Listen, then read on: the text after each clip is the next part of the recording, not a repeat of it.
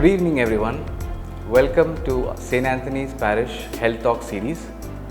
Today we will be talking about an important topic of managing health emergencies. My name is Devi Manjali. We have with us today Dr. Joanna Rodrigues, who is an MBBS and MD in anesthesia, working with Global Hospital. She provides anesthesia to patients in need at the operating table and for various other procedures. Welcome, doctor. Thank you, Devi, for having me on the show. It's an absolute pleasure and privilege to be able to impart some knowledge so that the parishioners of Wakola are better equipped when faced with a medical emergency. So what are medical emergencies essentially? According to the American College of Emergency Physicians, there are a couple of warning signs which could suggest an impending medical emergency. These are: 1. Bleeding that won't stop, breathing problems like difficulty in breathing or shortness of breath, chest pain, choking, coughing or vomiting blood, any change in the mental status of the patient like confusion, unusual behavior, difficulty in arousing the patient, head or spine injury, feeling of faint or loss of consciousness, sometimes even a feeling of committing murder or even suicide, sudden or severe pain anywhere in the body, severe persistent vomiting, severe trauma because of a vehicular road traffic accident, near drowning, burns or inhalational injury, or because of any wound anywhere in the body, severe pain, abdomen or pressure, swallowing poisonous substances, a sudden change in vision, difficulty in speech or any weakness in any muscles. This is quite a lot of things that can go wrong. Yes, Devi. So what do we need to do when such things happen? So first and foremost, we need to keep our cool and our calm. So that our mind is clear and we can think of the next step. Try not to panic and spread the wave of panic around the people gathered around us. We live in such unprecedented times and it is absolutely pertinent that we need to be well prepared. Now when I say well prepared, I mean we need to determine the location of the quickest and nearby hospital or an emergency department, keeping in mind the traffic situation of that area.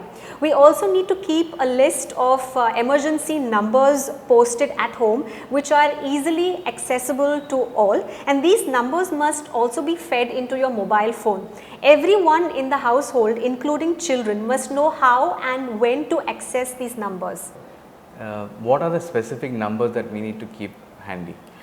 We need to have the phone numbers of the fire brigade, the police station, the ambulance services, the phone number of the hospital that you have in mind, the phone number of your doctor, the phone numbers of few reliable and trustworthy people who can come to your rescue in an emergency situation, and also the work phone numbers must be listed. What about this condition in which our phones are locked and we have an emergency in a public situation? Yes, most of our phones are heavily guarded with a fingerprint or a key or a pattern system.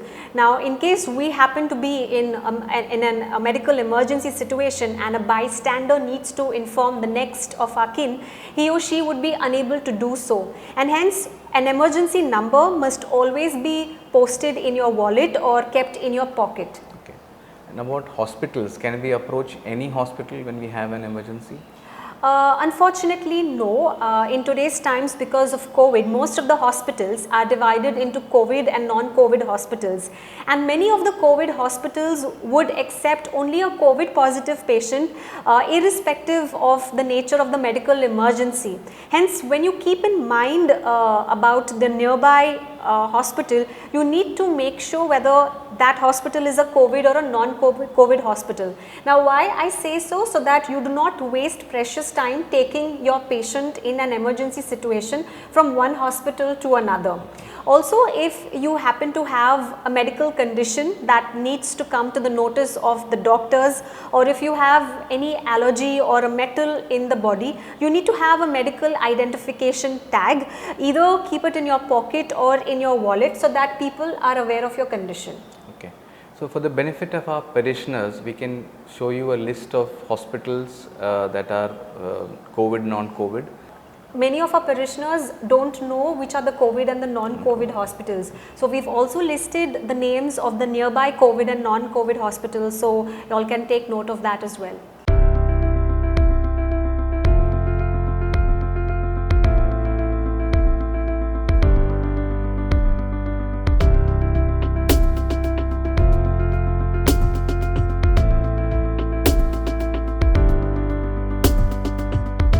And also a list of phone numbers that you need to keep handy, for emergencies.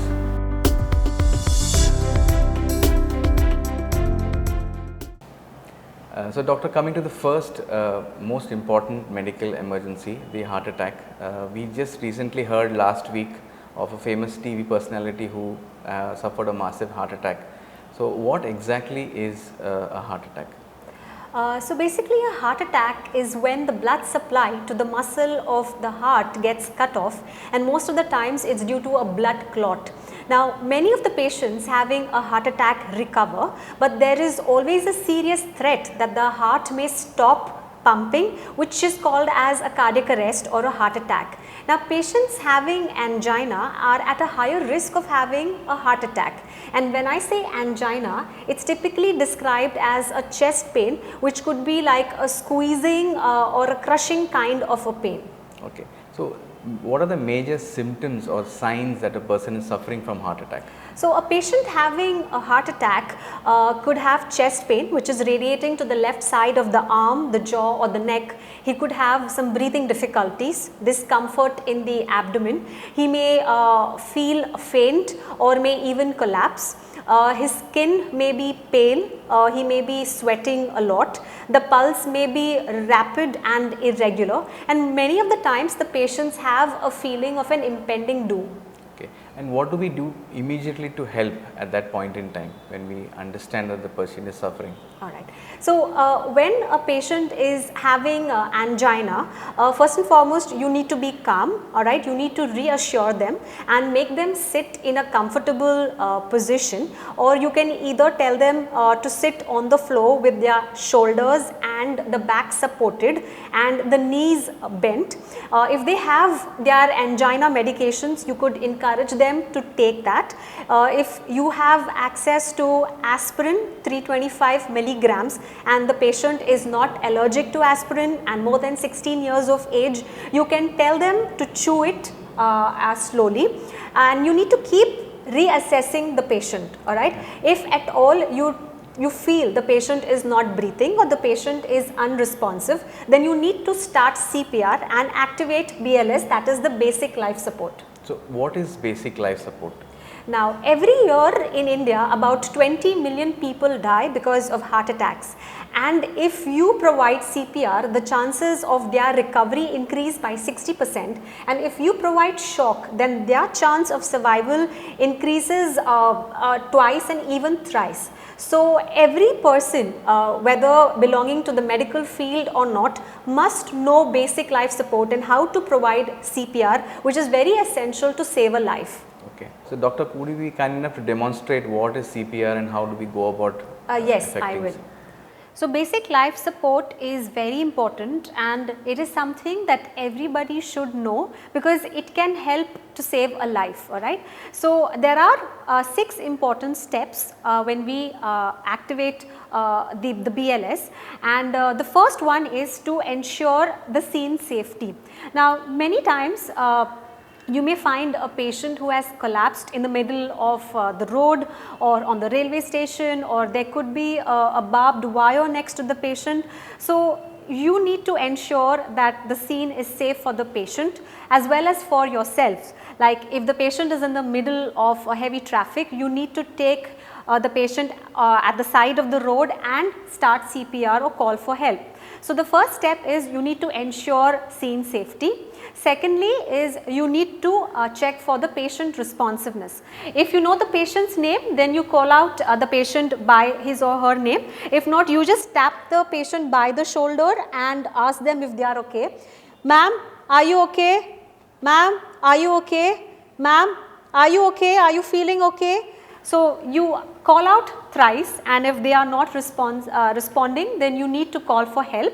You can either ask any nearby passerbys to call for help, to call the police station, to call a hospital or an emergency department, or if you have had the phone numbers fed onto your mobile phone, you can keep it on a speaker phone and call them.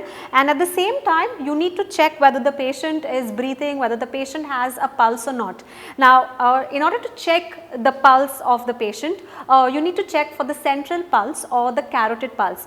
Now, if you see at the center of the neck, you will find the bony prominence, that is your larynx.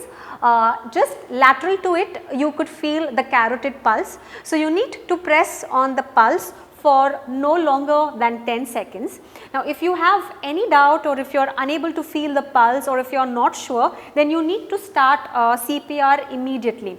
Now, how do we start CPR? Now, CPR stands for cardiopulmonary resuscitation. And to start CPR, you need to use your left hand and intertwine it with the fingers of your right hand, and using the heel of your palm, okay, you are going to give compressions. So, where do you place the heel of this palm? Now, you place it at the lower end of the chest, what we call the sternum, okay, between the two nipples, and you hold it here in the middle, and you need to push down.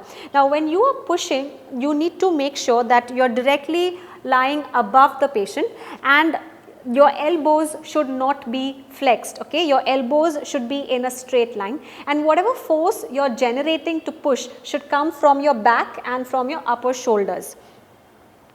So, for the purpose of demonstrating, I will be doing it on a pillow, alright. So, if this is the lower end of the sternum, I am going to keep the edge of my palm out here, and I am going to push, alright. So, when I am pushing, my elbows are not bent, they are in a straight line, and most of the force is generated from the back and from the shoulders.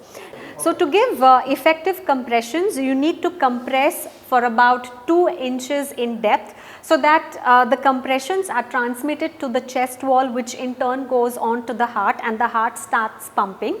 We need to do this for about 100 to 120 times per minute, and many a times we are unable to count the number of compressions. So, the American Heart Association has suggested giving compressions to the tune of the famous Bee Gees song, that is Staying Alive.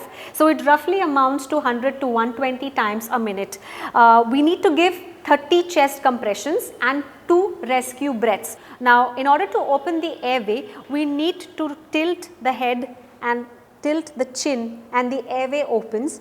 You need to purse your lips around the lips of the patient and give 2 forceful strong breaths. Okay, so, you give 30 chest compressions and you give 2 rescue breaths. You continue to do this cycle until the AED arrives. Now, the AED stands for the automated external defibrillator. Now, this device is usually available at airports, at bus stands, at malls. Now, if you see in the picture shown, the AED has 2 paddles, and it is clearly indicated where these 2 paddles need to be placed, alright. So, once you place these paddles according to the picture shown, the AED will detect the rhythm of the heart, and it will give it will tell you what to do. Either it will shock the patient depending upon the rhythm of the heart, or it will tell you to do CPR, alright. So, you follow the instructions given by the AED and continue to give chest compressions and rescue breaths until further help arrives. The second emergency that we are discussing is choking. So, I remember when my children were small, there were instances where they choked on food. So, how do we go about helping somebody who is choking? Alright. So, if you feel somebody is choking, first and foremost you need to confirm whether they are choking or not. You need to ask them whether they are really choking. If they are, you need to ask them to cough it out. Sometimes coughing it out helps to expel the thing that is causing the obstruction, and if they are able to do so, then you need to encourage them to cough it out more until the choking is relieved. Okay. And if they are not able to address what is stopping their breath? You mean if they are not able to cough it out? Yeah. Well, if they are not able to cough it out, then you need to slap it out. Okay. Okay. And how do we slap it out? If you encounter a patient who is choking, firstly you need to confirm whether the patient is really choking. Bernie, are you choking? If they are, then you need to ask them whether they can cough it out. Can you cough it out, Bernie? If they are able to cough it out, you need to encourage them to do more of it, because coughing will usually help to expel the obstruction, and you need to check the airway whether there is anything in the mouth. If they are unable to do so and they are still in distress, you need to slap it out. In order to slap it out, you need to push the patient forward using or supporting the upper body with one hand, and using the heel of the palm of your other hand, place it between the two shoulder blades, and you need to give 5 forceful slaps. 1, 2, 3, 4, 5. Now open the airway and check if the obstruction is there or not. Now if the patient is still choking and is in distress, then you need to squeeze it out. Now in order to squeeze it out, you need to put your arms around the patient, make a fist and hold the fist with your other hand. Now place this between the belly button and the lower end of the sternum, and you need to give 5 forceful abdominal thrusts which is directed inwards and outwards. 1, 2, 3, 4, 5. Now if the obstruction is relieved, you will be able to see it in the mouth. If the patient is still choking, you need to call for help, and if the patient is suddenly unresponsive, you need to be ready to treat an unresponsive patient. Thank you, doctor, for the demo. Yes, so if someone's choking now, you know what to do. You need to remember to ask them to cough, or if not, slap it out or squeeze it out, or if not, call for help. So doctor, our next medical emergency, seizures. What are seizures? So they are seizures or epilepsy, or commonly called fits. It occurs because of a disruption in the electrical activity of the brain, causing muscular contractions and sometimes even unresponsiveness. Okay. So what are the causes of seizure? Now the most common causes of seizures are epilepsy, sometimes because of alcohol poisoning, lack of oxygen, head injury because of ingestion of certain drugs, and sometimes even low blood sugars or hypoglycemia. Okay. And what do we do to address when somebody is having a seizure? So first and foremost, a patient who is having a seizure will be unresponsive. They have a rigid body, arched back. They will have noisy and difficult breathing, jerky movements in the body. There may be frothing at the mouth, which could be blood tinged because of a tongue bite. There will be loss of bowel and bladder control in some patients as well. Okay. So are there any important points that we need to remember? Yeah. So if you encounter a patient having seizures, firstly you need to place the patient on a flat surface, preferably the floor. Secondly, you need to ensure the scene is safe. Remove any nearby objects that could potentially fall on the patient and harm the patient, like chairs or stools or cupboards. Thirdly, do not try to restrain the patient or tie them down. If there is any piece of clothing, especially around the neck, which could prevent the patient from breathing normally, you need to remove that clothing. And you need to note the time of onset of seizure, for how long the seizure lasts, and if the seizure is located to any particular part of the body or not. If possible, to prevent a tongue bite, you could roll a piece of a cloth and place it into the patient's mouth before the seizure starts, or if you can, or if not, you can just push a spoon into the patient's mouth so as to prevent any tongue bites. Now you need to be with the patient throughout the seizure attack, and once the seizure subsides, you need to check for the breathing. Alright, if the patient is breathing normally, then you need to place the patient in the recovery position. Now to place the patient in the recovery position, you need to take the left hand and stretch it out like this. Take the right hand, especially the palm of the right hand, and place it on the cheek of the patient, and gently using the hip of the patient, turn the patient, flexing the knee like this, alright. Now you place the patient in this position until the patient regains consciousness. Now if the patient does not regain consciousness, you need to check for the airway and breathing. Open the airway, and if the patient is still not breathing, then you need to be prepared to treat an unresponsive patient and you need to call for help. So remember, if someone is having a seizure, try to not restrain the patient and protect the patient. If the patient becomes unresponsive, then you need to be prepared to handle an unresponsive patient and call for help. So doctor, there are a lot of people who suffer from diabetes. What are the medical emergencies that can arise out of diabetes? Yeah. So diabetes is a condition where the body is not producing enough insulin. Now the diabetic emergencies may be because of a high blood sugar, that is called as hypoglycemia. It may be also because of low blood sugar, that is hypoglycemia. Now both are potentially serious conditions which may require hospital admissions. So when do we get hyperglycemia and when do we get hypoglycemia? So hyperglycemia is when the blood sugar levels are extremely high. It occurs if you have taken an incorrect dose of your medications, or if you have had a very high starchy diet, or sometimes even if you are having a severe illness, your blood sugar levels could go high. A patient who is having high blood sugar levels could have warm skin which looks flushy. There could be extreme thirst. They have a fruity sweet kind of a breath. Some of them may be unresponsiveness and may even collapse, and their body usually feels very warm. Now hypoglycemia usually occurs when the blood sugar levels are low. There is an imbalance between the blood sugar levels and the insulin levels. Now it can occur if you have taken an overdose of your medication, if you have binge drinked, or if you have exercised and missed a meal. So a patient who is having hypoglycemia, many a times they will be confused and they usually know that their blood sugar levels are low. They have unusual behavior. There will be sweating, they will be cold, the skin will be clammy, and some of them might be even unresponsive. Okay.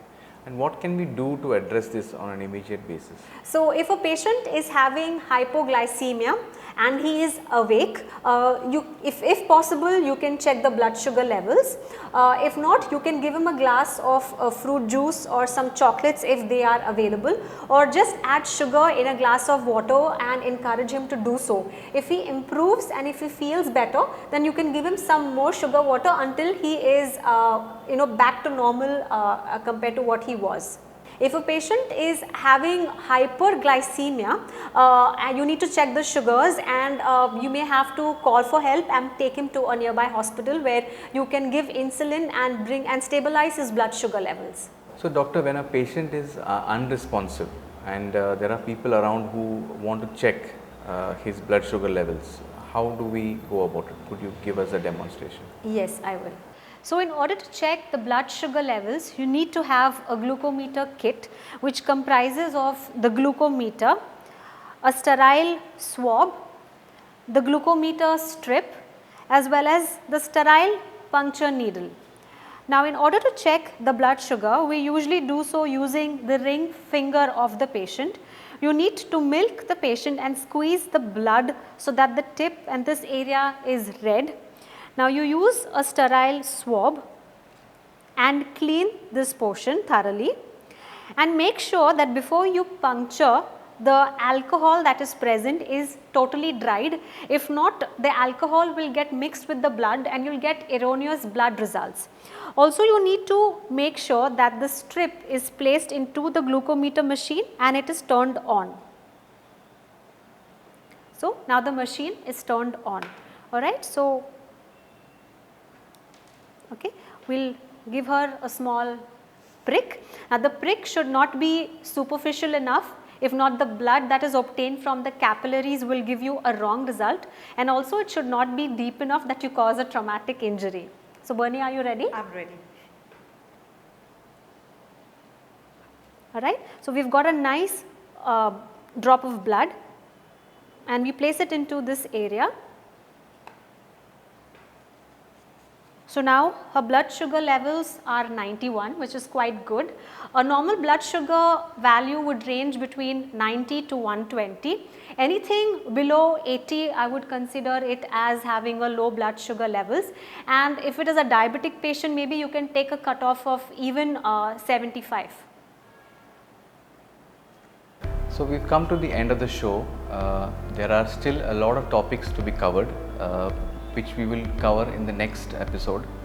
I want to thank Father Felix for giving us this opportunity to bring out all the medical emergencies that are possible, and thank you, Dr. Joanna. Most welcome, it's been my pleasure. Taking out time from a busy schedule and running us through all the procedures. I hope this has been helpful to all the viewers, and keeping in mind what needs to be done when an emergency comes your way. So remember, in case of a medical emergency, you need to stay alert, you need to stay calm and call for help.